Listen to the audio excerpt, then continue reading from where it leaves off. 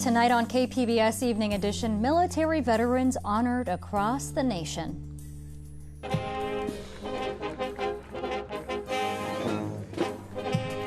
How the men and women who served our country were celebrated at home and away.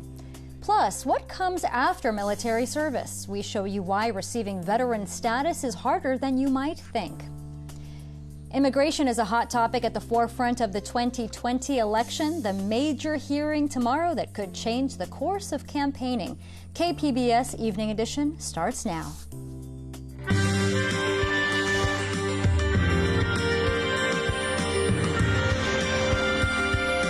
Good evening. It's Monday, November 11th. Thanks for joining us. I'm Maya Trabulsi. It's Veterans Day, a day to honor the men and women who proudly served our country and put their lives on the line to defend ours. It's celebrated across the nation, including here in San Diego. KPBS reporter Joe Hong began his day at the annual Veterans Day Parade. Thousands lined the street along the San Diego Bay this morning to witness the 33rd Annual Veterans Day Parade. The roads became a venue for showcasing local student marching bands, veterans organizations, and of course, veterans.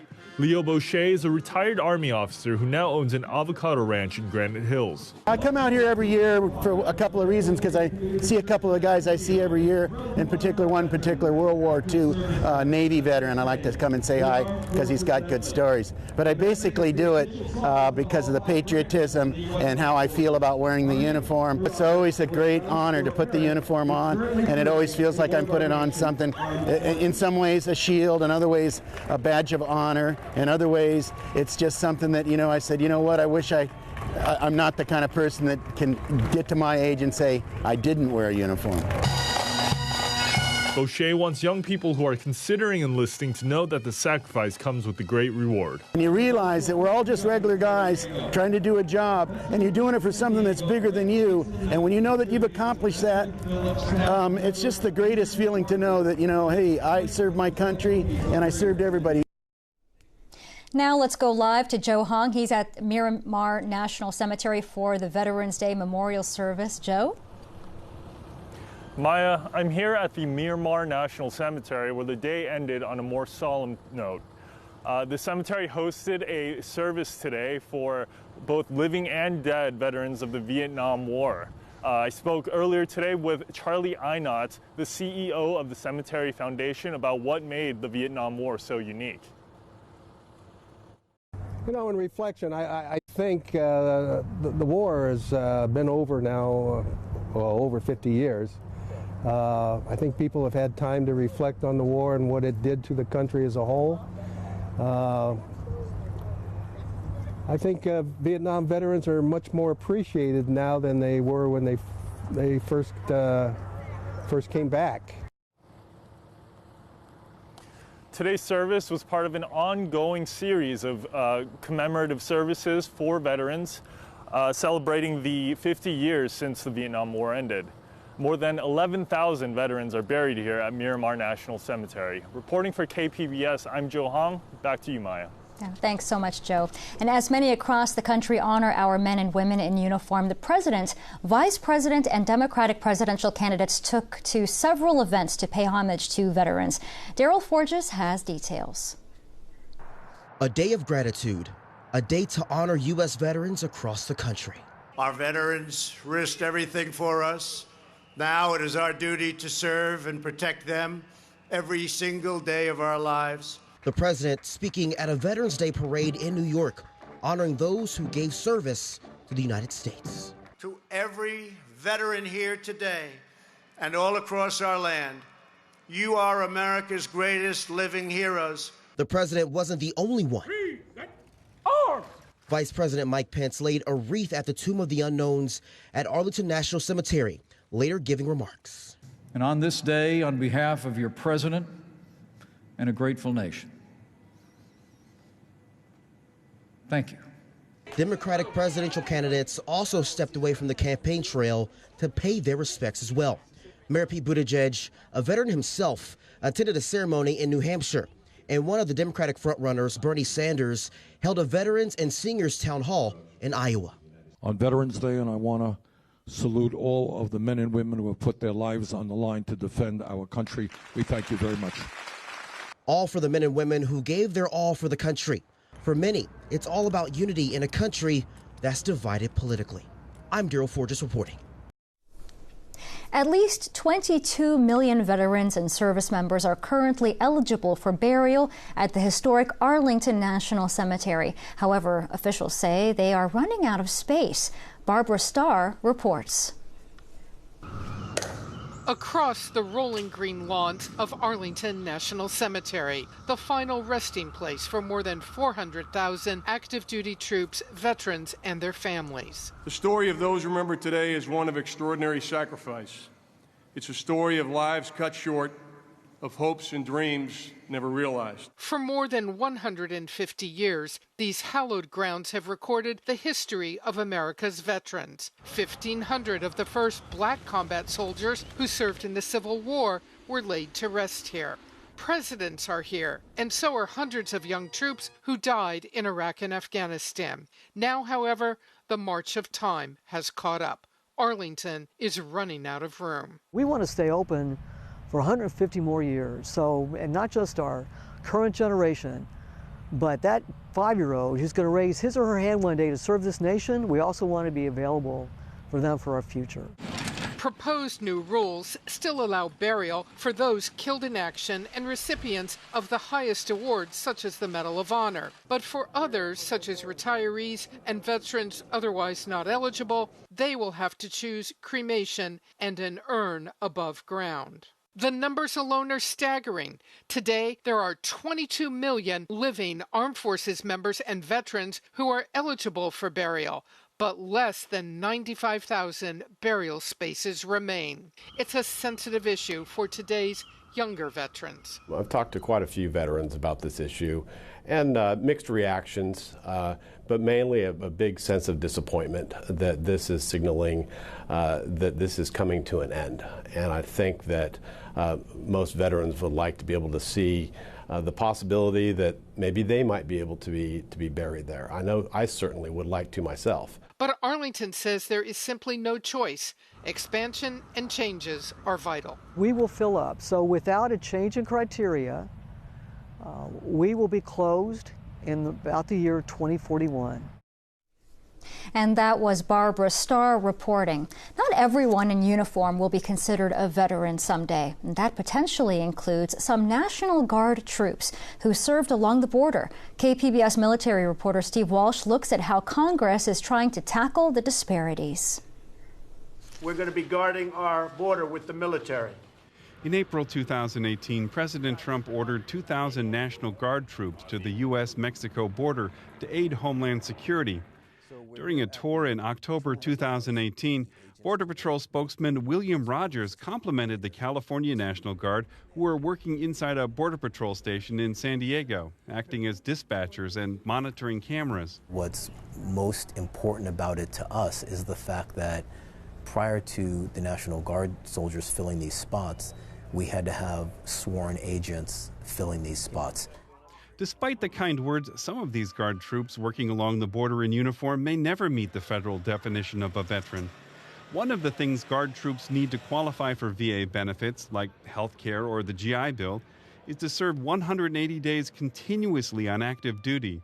That means being requested by the federal government under specific circumstances, says Daniel Elkins, a Special Forces operator with a Guard unit in L.A. I reached him via Skype from the place in Utah where he's training to deploy overseas. This affects many members of the National Guard. For example, currently, there's a federally declared border crisis that's going on. Even though the president asked for the Guard and the federal government paid for the operation, their orders don't count toward being considered a veteran under federal law.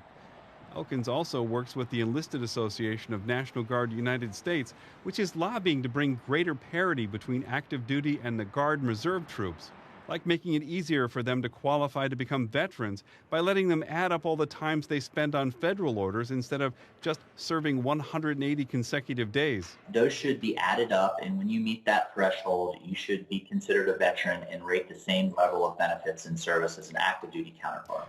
Most of the time, Guard troops are under the control of the governor, who can call them up to help with natural disasters like the wildfires in California. But there are a variety of missions. States like California also work with the U.S. Drug Enforcement Administration on counter-drug operations. Guard troops working in those missions can earn enough credit to be considered a veteran.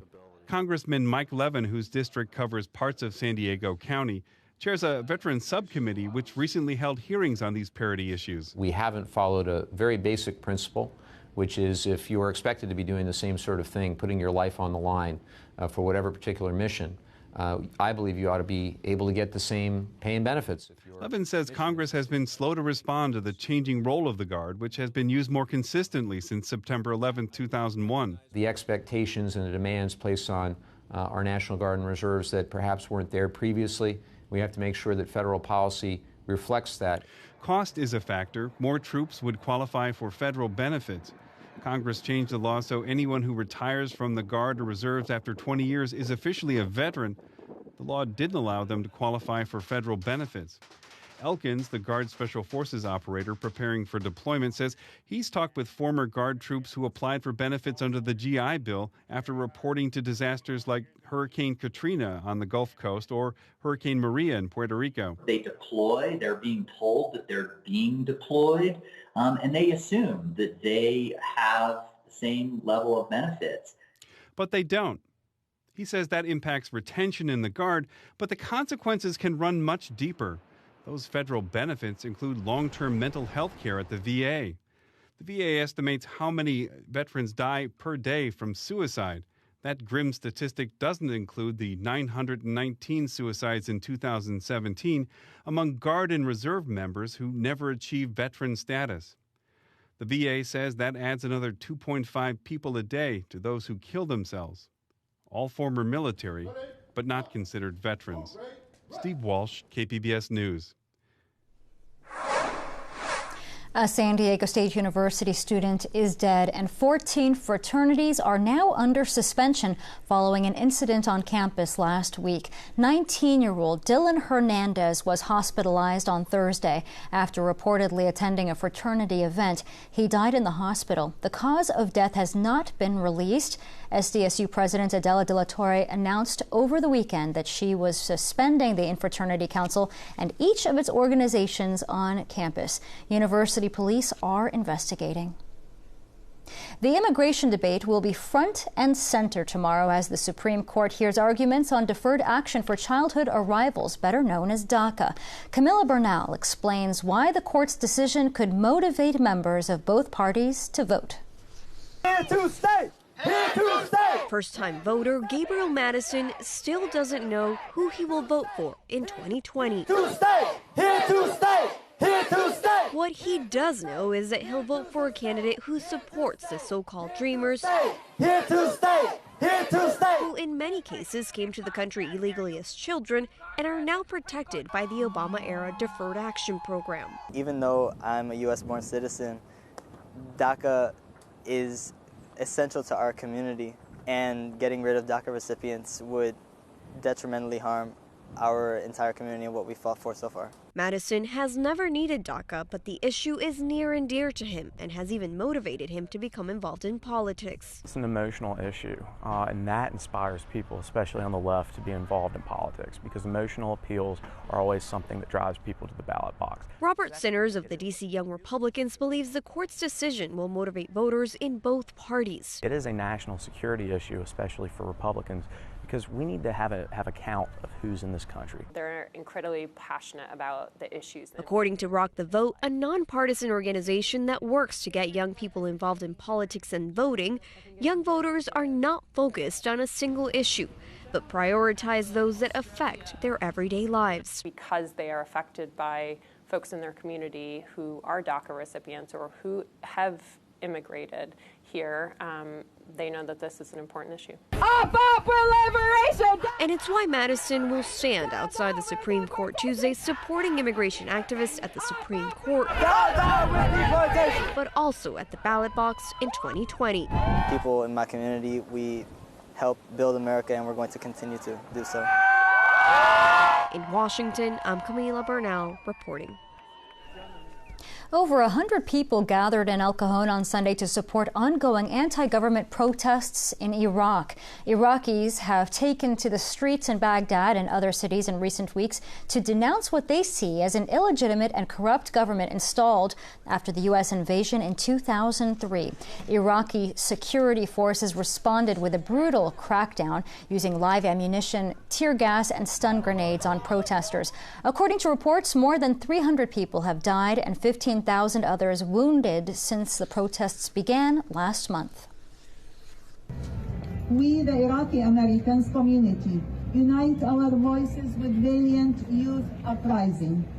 We here plead to the United Nations, our elected politicians, lawmakers, and the international community as a whole to pressure the Iraqi community to stop the bloodshed and listen to the demands of the peaceful demonstrators. The rally called for international bodies and the United States to step up their efforts to stop the violence, while also asking that a new generation of politicians take over in Baghdad. Children with no siblings may be at higher risk for a common health condition, obesity. A new study explains why. More than 13 million children and adolescents in the United States struggle with obesity, and a new study published in the Journal of Nutrition, Education, and Behavior suggests children without siblings may be more likely to be obese. The study researched and compared 27 only children and 41 children with siblings. It determined children without a brother or sister had less healthy eating behaviors. Mothers who participated in the study completed questionnaires and a child dietary log. According to the Centers for Disease Control and Prevention, childhood obesity is most prevalent among 12 to 19-year-olds. While the study doesn't provide answers on why only children are more likely to be overweight, the hope is to build on this body of research and make parents aware of the increased risk in an effort to prevent excess weight and/or obesity in children. The CDC says Hispanics are most likely to be obese, followed closely by non-Hispanic African Americans. New life for a historic City Heights property. After sitting vacant for more than a decade, the site, nicknamed the Sally Wong Building, is set to become affordable housing. Speak City Heights reporter Ebony Monet says community advocates describe this project as a new chapter. On University Avenue and 41st Street, there's a two-story, nondescript gray-white building with boarded-up windows and mix-match paint with graffiti bleeding through. It's an eyesore, and it's blighted. Eric Tookmeyer is with the City Heights Community Development Corporation. He says the building's state of disrepair and close proximity to Central Elementary School is just part of the concern. And probably a health and safety hazard, and needs to come down. Built in 1919, it became known in the neighborhood as the Sally Wong Building, named after an attorney who had an office there for years. But in recent years, Tookmeyer says it's been known for something else. The Sally Wong Building attracts a lot of homeless people that break in and sleep there and stay there. City Heights CDC partnered with Wakeland Housing and Development to purchase the 21,000 square foot property from the city. They have plans to transform it into a mixed-use project with commercial space on the ground floor and affordable housing above. Ebony Monet, KPBS News. It's been a beautiful day out there, but what can we expect for the rest of the week? Meteorologist Lauren Rainson has our forecast. We are seeing quite a few clouds hugging the coast. That's that marine inversion kicking in. A lot of dry air still spilling across the Golden State, especially Southern California. So, of course, we're staying dry. We are finding a bit of relief with those dew points bouncing back along the coastal areas as we're heading through the rest of the evening. We are getting that light onshore breeze. We're still battling that offshore flow, though, and at times it has been breezy, especially below the canyons and the passes. We're keeping with those abnormally dry conditions over these next several days. Just no substantial rainfall, not anytime soon to the forecast. Changes are right around the corner, especially for places just to our north. The jet stream will take on more of a west to east orientation. If the low tracks more south, that could bring the much needed rain for central and northern California. Unfortunately for us in Southern California, the wait for rain is going to be more like toward December and into early next year. We're going to go into tonight, clear and cool in the metro area. Some places you'll bottom out in the 40s after midnight, crystal clear sky. We'll get back to abundant sunshine, grab the shades before heading out tomorrow. Along the coast with those pleasant warm highs in the 70s all throughout the rest of the week. Inland highs pushing the 80s these next couple of days. Keep those highs in the middle to the upper 70s the second half of the work and school week. In the mountains, we're also soaking up that sunshine, cooler highs in the 60s. We'll dip into the lower 60s by Thursday to Friday. Grab the shades and just that light jacket if you're heading out to the higher elevations. Across the desert regions, we're also basking under that sun, warm temperatures. Throughout the rest of the week, expect highs in the 80s. Reporting for KPBS News, I'm meteorologist Lauren Rainson. Back to you. Bodhi Tree Concerts has smartly placed its production of All Is Calm between Veterans Day and Christmas, since the choral opera touches on both themes. KPBS arts reporter Beth Accomando previews the show that opens on Friday at the Veterans Museum. It's Christmas Eve 1914. Enemy soldiers in the trenches are so close they can hear each other breathe. I have got a select little party together who, led by my stentorian voice, are going to take up positions in our trenches where we are closest to the enemy, about 80 yards. And from 10 p.m. onwards, we are going to give the enemy every conceivable song in harmony, from carols to Tipperary. My fellows are most amused with the idea, and will make a rare noise when we get at it. Our object will be to drown the now too familiar strains of Deutschland über alles and the Wart am Rhein we hear from their trenches every evening. Captain Sir Edward Host's Scots Guards. Last December, Bodhi Tree Concerts partnered with San Diego Opera to stage All Is Calm. The choral opera recounts the Christmas truce of 1914, when enemy soldiers were brought together through song in no man's land during World War I.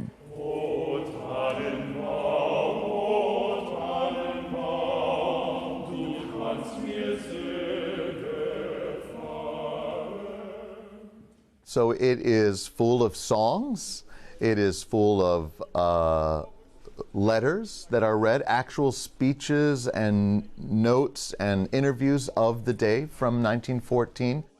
Last year's production was performed at the Balboa Theater. This year, Bodhi Tree is returning to a smaller venue that it's used in the past. And so we will be returning to our venue for the first two productions of the Veterans Museum. Much more intimate space. Holds 150, 200 people only. The artists will be feet from the first row of audience. So you will be right there in the trenches with the soldiers as we perform the piece. So it's a very immediate performance venue, and there's an immediate emotional connection to the audience, which we as artists also have to be mindful of, because we see their reactions literally right in front of us.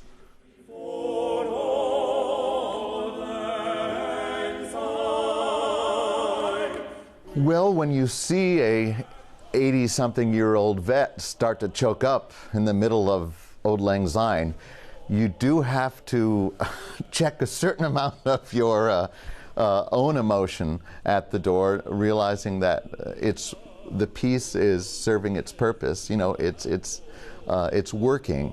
Bodhi Tree Concerts has a mission to perform intentional acts of kindness through music. At a time when America seems polarized, All Is Calm serves up a story of enemies coming together to find a shared humanity, says Bodhi Tree Concerts co-founder Diana Dumel. The news of the day is pretty rough, and we look to these soldiers who were sworn enemies. They were killing each other, and they could find a common humanity, and they found it through singing, through music. And for us as individuals and us as an organization, as Bodhi Tree Concerts, is what we're founded on, finding enlightenment and understanding through music. And I think it brings some peace to us and hopefully to our audiences and to our artists involved as well.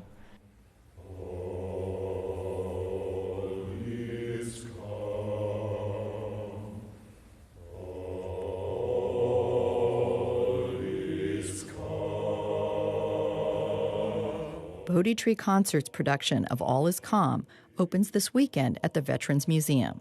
Beth Accomando, KPBS News.